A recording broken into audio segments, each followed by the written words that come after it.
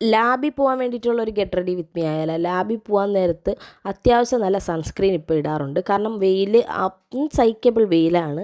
ഇനി ചൂട് കൂടി വരുന്ന സമയമായതുകൊണ്ട് തന്നെ നന്നായിട്ട് നല്ല രീതിയിൽ മേക്കപ്പ് ഇടണം. പിന്നെ ഇങ്ങനെയൊക്കെ ഒരുങ്ങിപ്പോയി കഴിഞ്ഞാലും വൈകുന്നേരം വരുമ്പോൾ ഇതിൻ്റെ 1% പോലും കാണാറില്ല.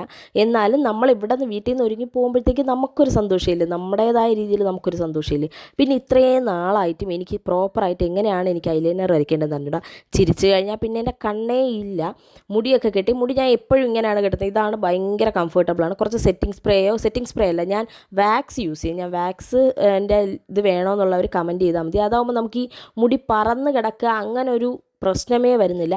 എങ്ങനെ നമ്മൾ യൂസ് ചെയ്യുന്നു അതുപോലെ ഇരിക്കും. സെറ്റിംഗ് സ്പ്രേ അടിച്ച ആ ഒരു ഫീല് നമുക്ക് കിട്ടൂല. മുടി ഇങ്ങനെ കട്ടി പോലെ കമ്പി പോലെ ഇരിക്കുകയൊന്നുമില്ല, സാധാ സ്മൂത്ത് ആയിട്ടിരിക്കും. ഇതാണ് ആ വാക്സ്.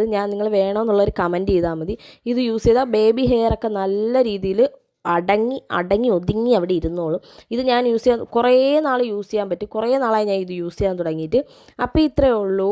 Love you all. ഞാൻ ലാബിൽ പോയിട്ട് വരാം. Love you. ബൈ.